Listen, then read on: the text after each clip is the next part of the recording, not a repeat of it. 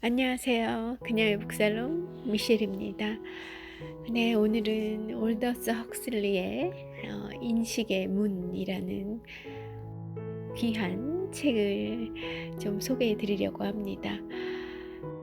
책 첫 문장이 이렇습니다. 일상적, 인습적 인식의 틀을 깨고 사물을 처음 대하듯 보라. 사물을 처음 대하듯 보라. 어떤 편견이나 내 인식의 틀을 깨고 처음 대하듯 보라. 올더스 헉슬리, 우리에게 멋진 신세계로 알려진 작가죠. 그는 1894년에 영국 서리에서 출생했고요. 유명한 생물학자 토머스 헉슬리의 손자이기도 합니다. 외가 쪽으로도 저술가와 시인들이 많았다고 해요. 14살 때 어머니가 암으로 돌아가셨고 헉슬리도 이튼에서 눈병을 얻은 바람에 거의 실명할 뻔했다고 하네요. 다행스럽게도 대학에 갈 정도의 시력은 회복할 수 있어서 옥스퍼드에 다니면서 버트란트 러셀 그리고 라이튼 스트레치, D.H. 로렌스 등과 우정을 나누었죠. 헉슬리는 1919년에 벨기에의 여인 마리아 니스와 결혼하고 1920년대에 같이 인도와 미국을 포함하여 세계 여러 곳으로 여행했고요. 영국과 이탈리아를 오가며 사셨다고 해요. 이때 나온 책으로는 크롬 옐로우, 엔티케이, 그리고 저 열매 없는 잎들, 포인트 카운터 포인트 등의 책들이 있고요. 그리고 제가 좋아하는 멋진 신세계 브레이브 뉴 월드, 이 책은 1932년에 출간된 책이고 무솔리니 지하의 이탈리아에서 살아본 그 경험을 부분적으로 되살리고 또 영감을 받아서 쓴 작품이라고 합니다. 헉슬리의 가족은 1937년에 미국의 캘리포니아로 이주를 하게 되고요. 아마도 헉슬리의 건강 문제로 이민을 했던 것 같아요. 거기에서 헉슬리는 할리우드 시나리오 작가로 일했습니다. 오늘 소개해 드릴 인식의 문이 출판된 이듬해에 아내인 마리아가 유방암으로 먼저 세상을 등졌고요. 1955년에 로라 아처라라는 여인과 재혼합니다. 천국과 지옥은 헉슬리의 또 다른 저서인 천국과 지옥은 인식의 문에 나온 생각들을 확장한 것이고 유토피아적인 소설 섬은 멋진 신세계에 대한 영적 대위법이라 할 수 있어요. 헉슬리는 1963년 C.S. 루이스와 케네디 대통령이 사망한 같은 날에 돌아가셨다고 합니다. 인식의 문, 이 책 속의 한 문장을 우선 읽어드리겠습니다. 일상적 인식의 틀에서 털고 나오는 것, 몇 시간의 무시간적 시간, 외부와 내부의 세계를 보는 것, 그것도 생존에 매달린 동물이나 말과 관념에 사로잡힌 인간이 보는 대로가 아니라 어디에도 매이지 않는 초월적 마음이 직접적으로 그리고 무조건적으로 파악하는 대로 보는 것. 이것이야말로 누구에게나 더할 수 없이 가치 있는 체험이다. 그래요. 매우 가치 있는 체험일 것 같긴 한데요. 어디 해볼 수가 있어야 말이죠. 그쵸? 우리의 마음은 항상 무언가에 사로잡혀 있잖아요. 텅 빈 상태로 음? 이런저런 생각들, 꼬리에 꼬리를 물고 이어지는 그런 생각들로부터 완전히 온전히 벗어날 수 있는 그런 순간을 만들어내는 게 얼마나 어려운지 말입니다. 제2차 세계대전 이후 올더스 헉슬리는 영국 엘리트의 정규 코스라 할 수 있는 이튼 칼리지와 옥스퍼드 대학에서 교육을 받았다. 그러나 시력이 약해져 과학자가 되려던 생각을 접고 문학의 세계로 입문했다. 나중에는 시력 때문에 날씨가 맑고 건조한 캘리포니아로 이주해 살았다. 이렇게 평생 동안 시력으로 고통받은 사람으로서 아이러니하게도 헉슬리의 최대 관심사는 우리가 보는 방법이 우리를 어떻게 해방시키기도 하고 구속시키기도 하는가 하는 문제였다. 그의 책으로 가장 잘 알려진 책은 아마도 기술이 윤리를 압도하는 암울한 사회를 예견한 멋진 신세계일 것이다.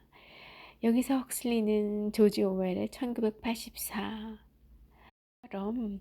권력은 다른 사람에게 자기의 세계관을 주입시킬 힘, 그 힘에 권력이 있고 또 이런 인식의 획일화가 인간 정신을 말살할 수 있다고 이야기한다. 헉슬리에 의하면 인식의 획일화를 피할 수 있는 한 가지 길은 신비적 혹은 종교적 의식 상태이다. 신비적 혹은 종교적 의식 상태라는 것이 무엇을 의미할까요? 그의 책 영속 철학은 세계 여러 종교에서 찾을 수 있는 공통된 흐름을 찾아 모아놓은 것으로 인간의 의식을 다른 차원으로 격상시킨 여러 성인들과 신비주의자들의 말을 길게 인용하고 있다. 이런 사람들 중 한 명이 영국의 신비주의 시인 윌리엄 블레이크였는데 그는 인식의 문이 깨끗해지면 모든 것이 인간들에게 있는 그대로 무한한 것으로 보일 것이라고 했다. 우리는 인식이라는 이름으로 각자의 방식으로 어떤 사물을, 현상을, 어떤 조건을 있는 그대로 보지 못하고 그런 나만의 왜곡된 방식으로 보고 있는 건지도 모르겠다는 생각을 해요. 우리가 본다는 것, 볼 수 있다는 것이 우리에게 엄청난 권력을 가져다 주는 것 같지만 엄청난 제약을 가져다 준다고도 하더라고요. 우리가 보는 대로 인식하고 보는 대로 믿게 되고 그렇잖아요. 내가 본 게 다라고, 내가 본 게 정말 실제하는 것이라고 아주 작은 의심도 품지 않고 그렇게 확신을 갖기가 쉬운데 사실 그렇게 확정적인 것, 그런 것이 없다는 거죠. 모든 게 다 상대적인 것이고 존재 자체도 상대적이라는 것이 양자역학에서 밝혀지고 있는 과학적 진실이기도 하고요. 그런데 그것에 우리는 인식이라는 아주 멋진 이름을 붙여주고 그 틀 안에 우리를 가두어 두었던 겁니다. 그런 나만의 인식의 틀이 없으면 오히려 생각이 없거나 생각하지 않으려는 그런 사람으로 치부당하면서 말입니다. 자, 눈 가리개를 떼라 라는 조금 강렬한 이름이 붙어있는 섹션으로 넘어가 볼게요. 이 인용문은 헉슬리의 인식의 문 첫머리에 나오는 말이다. 눈 가리개를 떼라. 이 책은 그가 메스칼린이라는 환각제를 사용하여 얻은 경험에 관한 이야기다. 그는 비록 신비주의자는 아니었지만 블레이크나 에마누엘 스웨덴볼이나 기타 동양의 신비주의자들이 묘사한 그런 높은 의식 상태를 일별이라도 하고 싶었다. 그러던 중 메스칼린을 사용하면 인식의 문을 열 수 있다는 것을 발견했다. 메스칼린은 멕시코산 페요테라는 일종의 선인장에서 추출한 분말이고, 이 식물은 환상을 보도록 하는 효능 때문에 멕시코와 미국 남서부 지역 사람들이 오래전부터 신성시하며 애용하던 것이다. 이 약재는 불법은 아니었지만 뇌세포의 당분 공급을 조절하는 효소의 생산을 방해하여 환상을 일으키는 그런 환각제였다. 정상적인 경우 뇌는 우리의 생존과 관계없는 정보는 걸러내는 여과 작용을 하는데, 메스칼린은 이 여과 작용을 하는 눈가리개를 효과적으로 없애준다. 그러니까 이 환각제를 복용하는 사람들은 마치 이 세상을 처음 보는 것처럼 보게 된다는 거다. 우리의 인식의 틀을 벗겨내기 위해서는 이런 환각의 힘을 빌려야 될 지경에 이른 거군요. 그것을 통해 우리가 받은 모든 교육과 나의 경험들, 나의 이 물리적 회로에 세포에 새겨져 있는 그런 것들로부터 구애받지 않고 자유롭게 나의 눈 가리개를 떼게 되는 겁니다. 그 결과로서의 경험은 제가 갖고 싶지만, 그렇다고 이 환각제를 먹을 수도 없고 말입니다. 무슨 말인지는 알 것 같아요. 엄마 뱃속에서 나온 이후로 부지런히 그런 나의 인식의 문, 그런 나만의 눈 가리개를 열심히 닦고 광내고 그래 왔는데, 아이고, 그걸 이렇게 다 떼어내야 하는 일이 생길 줄이야 말이죠. 1953년 어느 봄날 헉슬리는 로스앤젤레스에 있는 자기 집에서 부인 마리아와 한 친구에게 과학적 관찰자의 역할을 담당하게 하고 메스칼린을 직접 복용했습니다. 그 후 1시간 동안 그는 비록 윌리엄 블레이크 유의 아주 놀라운 세계는 보지 못했지만 빗줄기가 춤추고 무슨 모양이나 형체가 움직이는 것을 보았다. 환각은 크지 않았지만 일상의 일들이 새로운 의미로 다가옴을 느꼈다. 그날 아침 그는 식탁 옆에 놓인 장미와 카네이션, 아이리스가 각각 한 송이씩 꽂힌 작은 화병을 보고 지나가는 말로 그 아름다움을 얘기했는데, 약효가 점점 나타나기 시작하면서 그 꽃들의 표면적인 아름다움뿐만 아니라 내면의 빛까지 눈에 들어왔다. 그러니까 맨정신에는 보지 못하는, 보이지 않는 어떤 것이 더 보였다는 거죠. 헉슬리는 이때의 경험을 이렇게 말한다.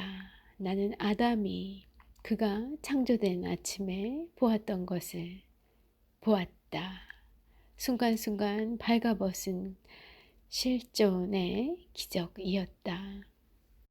그 보이지 않는 것까지 다 볼 수 있는 눈을 가졌다면 어떨까요? 참, 우리 눈이, 우리들의 뇌가 참으로 바빠지겠구나 하는 생각이 듭니다. 발가벗은 실존의 기적이라는 테마로 넘어가 볼게요. 우리의 정상적인 마음 상태는 사물 사이의 관계를 계속 계산하고 재고 분석한다.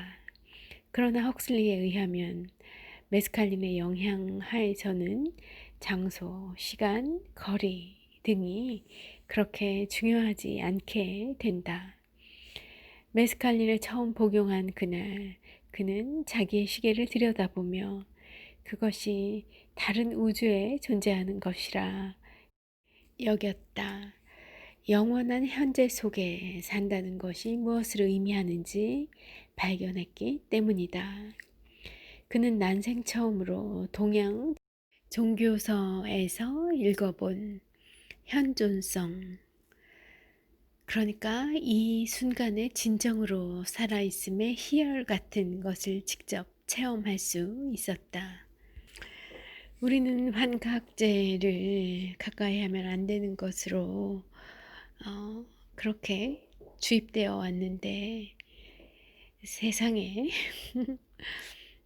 환각제를 통해 영원한 현재 그리고 이 순간에 진정으로 살아있음의 희열을 체험할 수 있다니 놀라운 사실입니다. 그냥 단순한 쾌락일 거라고 생각했거든요. 그런데 그런 쾌락이 아니었나 보죠. 읽어드린 그 문장대로면 영원한 현재 그리고 진정으로 살아있음의 희열이 느껴지는 바로 그 순간을 체험할 수 있다니 그 상태에 탐이 나는군요. 그는 방에 있는 식탁과 책상과 의자도 보았는데 이런 물건들도 각각의 개체가 아니라 조르지 브라크나 후안 그리스의 현대미술에 나오는 대각선이나 형태 같은 것을 모아놓은 추상화 같이 보였다. 이제 그의 눈은 불빛의 패턴만 볼 수 있었다.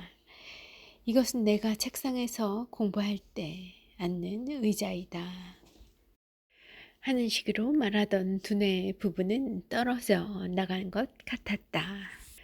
관습적으로 아주 습관적으로 그런 돌아가던 나의 뇌에 어떤 반복적인 메커니즘이 사라진 것 같았다는 얘긴데요. 그 대신 의자의 다리들 튜브처럼 생긴 것이 얼마나 기적적인가, 그 매끄러운 표면이 얼마나 초자연적인가 하는 인식이 그 자리를 메웠다. 사물을 보는 그런 새로운 방식, 아주 순수한 상태에 보는 나의 시각이 생겨난 겁니다. 헉슬리는 신비주의자가 세상을 인지하는 식으로 물체의 일상적 값어치가 아니라 사물의 본성을 보게 되었던 겁니다. 그는 자기 바지에 있는 주름을 보고도 신기해했죠. 그것들이 갑자기 끝없는 복잡한 미로처럼 보여졌기 때문입니다. 전체적인 맥락을 떠나서 보면 이런 묘사들이 약물에 홀린 사람의 헛소리처럼 들릴 수 있겠습니다. 그러나 이런 식으로 생각하는 것 자체가 저자가 주장하는 바를 증명해 주는 셈이에요. 정상적으로 축소된 의식을 가진 사람은 세계를 있는 그대로 볼 수 없고 사물을 오로지 현존하는 범주나 딱지 속에 끼워 맞추며 살 뿐이라는 주장이죠. 헉슬리에 의하면 그렇기 때문에 예술가들은 돌이나 유화에서 옷이나 커튼을 구성하는 직물의 섬세한 디테일을 재창조하려고 애씁니다. 그것은 사물을 정확하게 보이도록 하려고 하는 것이 아니고요. 사물 그 자체의 질, 곧 창조의 직물 그 자체를 표현하려는 시도이죠. 17세기 네덜란드 미술의 대가 얀 베르메르의 인물화를 논하면서 헉슬리는 베르메르는 자기가 그리는 대상의 인격성에는 관심이 없었다고 평합니다. 이 예술가에게 모델이 된 사람은 그저 가만히 앉아있는 사람에 불과했죠. 이 인물의 중요성은 소녀의 살갗, 진주 귀걸이, 치마의 주름 등 물질의 현존성을 표현할 수 있는 기회를 제공하는 데 있습니다. 그의 그림에서는 무엇인가 빛나고 있지만 그 무엇은 가만히 앉아있는 인물 자체라기보다 그 현실 존재 뒤에 있는 신비 혹은 내적 아름다움이라 할 수 있다. 그의 그림에서는 무엇인가 빛나고 있지만 그 무엇은 가만히 앉아있는 인물 자체라기보다 그 현실의 존재 뒤에 있는 신비 혹은 내적 아름다움이라 할 수 있다. 읽다 보니 그런 생각도 들어요. 아이고, 그냥 살기도 너무나 바쁘고 힘든데 그 자체, 그 본질 이런 것을 보려고 읽어내려고 그렇게까지 노력하면서 살아야 한다는 것이 좀 버겁게도 여겨지기도 하고 그래요. 오늘 제가 조금 하루가 고됐었나 봅니다. 자, 다음 세션은 언어라는 감옥이라는 타이틀이 붙어 있어요. 헉슬리는 뇌와 신경계통이란 거침이 없는 마음에 속한 의식 중 극히 소량만을 우리에게 제공하는 축소 판막이라는 사실을 전제로 자신의 경험을 설명하고 있습니다. 그러니까 전체는 거침이 없고 거침이 없는 그 큰 마음인데 그 중에서 우리에게 허용된 것은 그 중에 아주 일부 축소된 판막이 그 정도밖에 해당하지 않는다는 거예요. 그렇게 아주 일부만 우리에게 허용이 된다는 겁니다. 대부분의 마음은 다 놓쳐버리는 거고요. 우리가 인식하는 건 굉장히 작은 부분이라는 거예요. 언어란 이렇게 축소된 의식을 코드화해 놓는데 불과하다. 언어는 우리에게 축적된 지혜와 경험에 접할 수 있는 기회를 주지만 동시에 우리가 세상을 보는 방법을 아주 구체적인 것으로 규제해 버린다.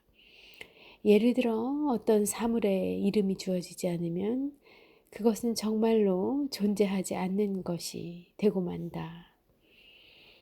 그러나 실제를 상징이나 언어로 해석하는 이런 고정관념을 잠깐이라도 떨쳐버리면 우리의 인식은 첫 발견의 신선함을 되찾을 수 있다. 헉슬리는 성 토마스 아퀴나스에 대해 언급하는데 아퀴나스는 생을 마감할 즈음 일종의 영적 체험을 했다. 그런 후 그는 그때 쓰고 있던 책을 계속 쓰지 않기로 작정했다.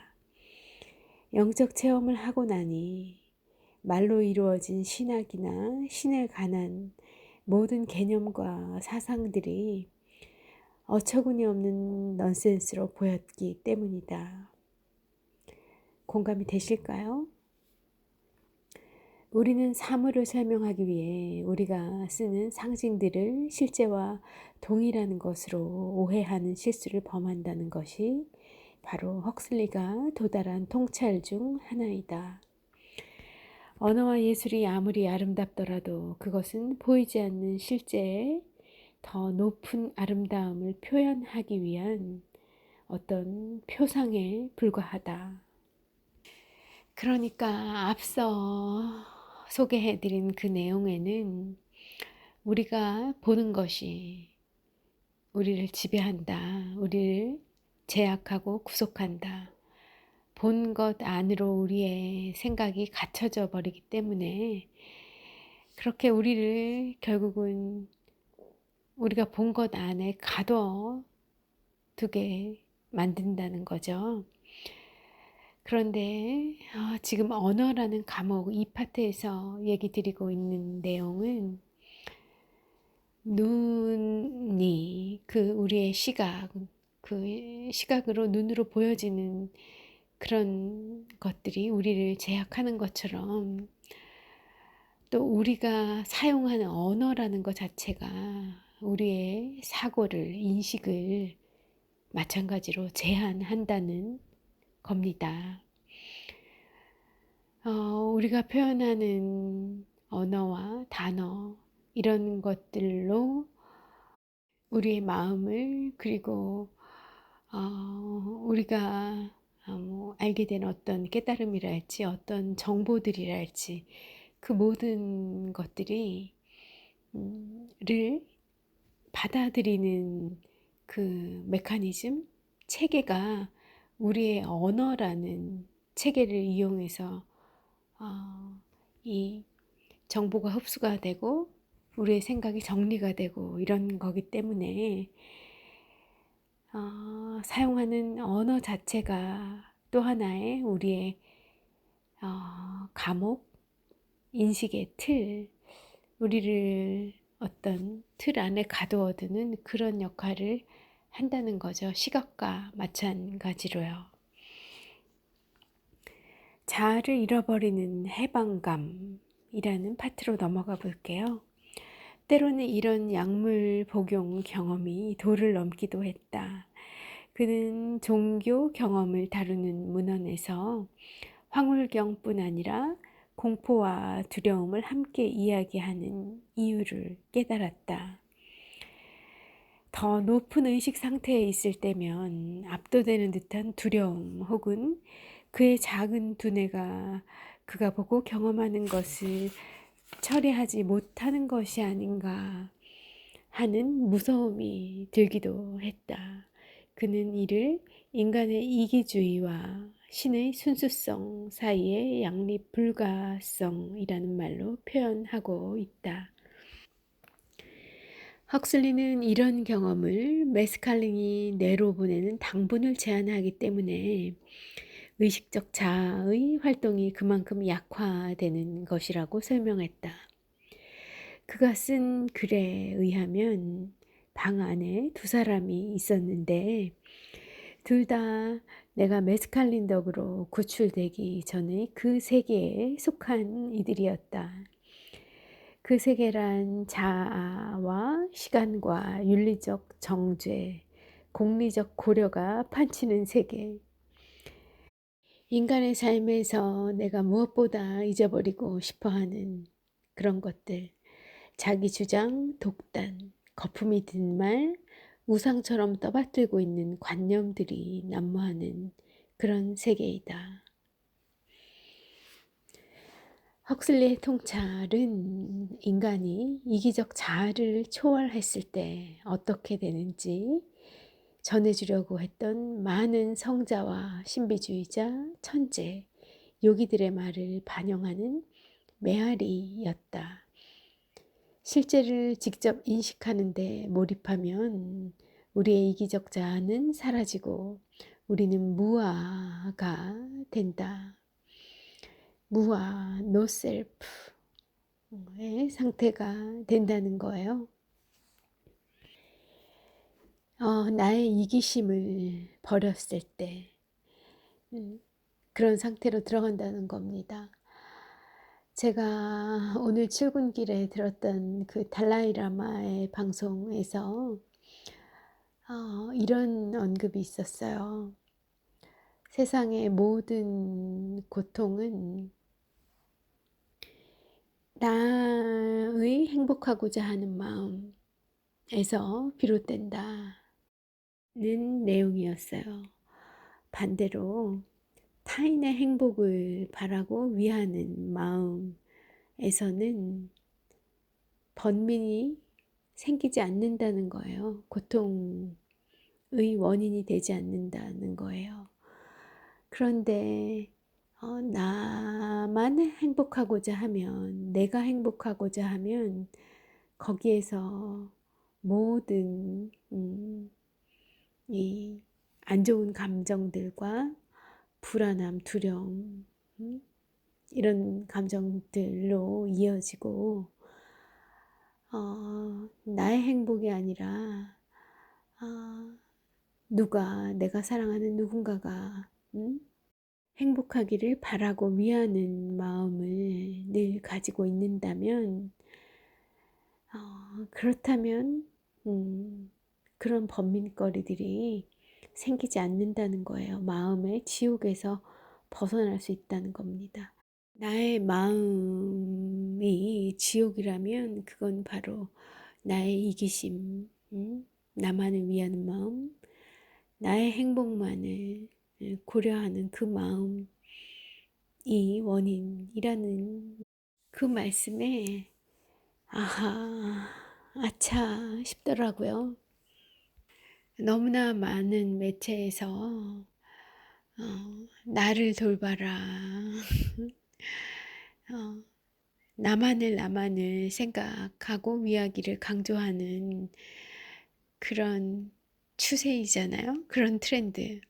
욜로족도 그렇고, 웰빙 이것도 결국 나 잘 먹고 잘 살자 뭐 그런 컨셉을 기반으로 하고 있는데, 그 마음 자체가 불행을 부르는, 그리고 번민을 부르는 거였다는 걸 세상에 출근길에 깨달았죠.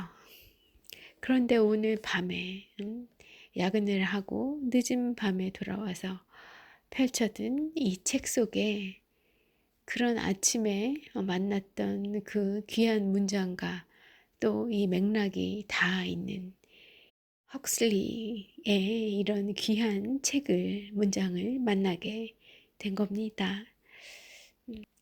이게 우연인지 어떤 건지 모르겠어요.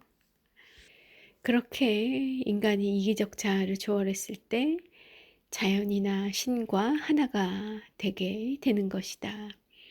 많은 신비주의자들은 이런 무아 상태를 경험한 다음 이 세상에 다시 돌아와 사람들이 가져오는 문제들을 다루는 것을 주저했다.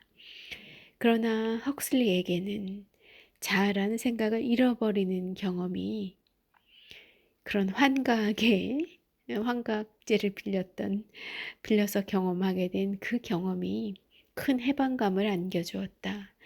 그는 일시적으로나마 의식적 자아의 방해를 받지 않고 존재의 참된 경이로움을 목격할 그런 기회를 얻게 되었다.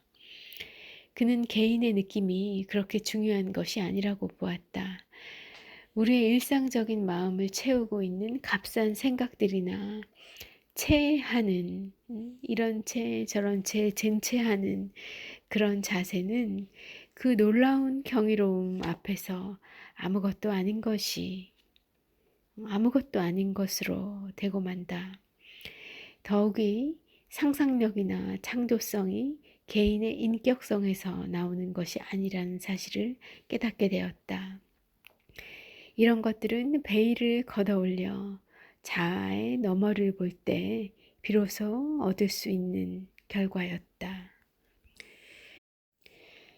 헉슬리는 약물 실험을 통해 대부분의 사람들이 아주 좁은 인식의 띠 속에서 갇혀 살고 있다는 것, 그리고 이 좁음이 우리의 삶을 위축시킨다는 것을 깨달았다. 만약 무엇인가 생겨나 이런 지적 사슬을 끊을 수 있도록 해준다면 그것은 조사해볼 가치가 있는 것이다. 헉슬리도 약물을 통해 마음을 연다는 것은 일시적인 것에 불과하다는 사실을 인정했다. 그리고 사람들이 이런 근본적인 단서를 잊어버리고 살던 1960년대에 나타나기 시작한 사회적, 지적 혁명을 보지 못하고 죽었다. 문학적인 가사의 노래를 부른 캘리포니아 락 그룹 도어스는 그 이름을 헉슬리의 이 책 인식의 문에서 따왔다고 한다. 인간의 잠재력이라는 말은 헉슬리가 1962년에 있었던 에살렌 인스티튜트 기공식에서 한 강연 시리즈에서 나온 것이다. 비록 그는 건강상의 이유로 캘리포니아에 머물었던 것이지만 그가 1960년대 초반까지 거기에 있었다는 것이 사물을 보고 존재하게 하는 또 다른 방법들을 꽃피우는 씨앗이 되어준 것만은 분명하다. 헉슬리의 단순한 관찰에 의하면 우리의 위대한 예술가나 천재, 성인들이 인식의 문을 열 수 있다고 한다면 그것은 분명 온 인류가 따라 걸어가야 할 길이다. 비록 우리의 언어와 인식 방법이 생존의 필요에 따라 형성되었고 그로 인해 오로지 아주 제한된 실제만을 허용한 것이 사실이지만 이런 일상적 자의식을 넘어가 보려고 시도하는 것은 인간됨의 한 부분이다. 그래요. 어떤 종교적 지도자나 예술가, 스티브 잡스 같이 그런 뛰어난 창조력과 리더십을 보인 사람만이 그렇게 일상적인 나의 자의식을 넘어가 보려는, 초월하려는 노력을 그런 위대한 사람들만 해야 하는 것이 아니라 그런 시도를 하는 것은 인간됨의 한 부분이라는 우리의 책임이자 권리라는 마지막 문장이 또 뇌를 쿵 하고 치는 것 같습니다. 그래요. 이래도 되나 하는 생각 일랑 접어두고 그렇게 일상적 자의식을 좀 넘어가 보시죠. 깨 부수고 타오르고 그것 위로 올라서서 우리 안에 있는 그런 미지의 세계들을 탐험해 보는 건 어떨까 합니다. 춥고 코로나 확진자 수는 늘고 이름 많고 참 여유 없는 그런 12월을 미셸은 보내고 있거든요. 그렇지만 우리 청취자분들은 아주 여유 넘치는 연말스러운 그런 12월 보내고 있으셨으면 하는 바람입니다. 오늘도 함께 해주셔서 감사하고요. 저도 덕분에 또 깊이 이 글을 다시 한번 음미할 수 있어서 편안한 밤 되시길 바랄게요. 미셸이었습니다.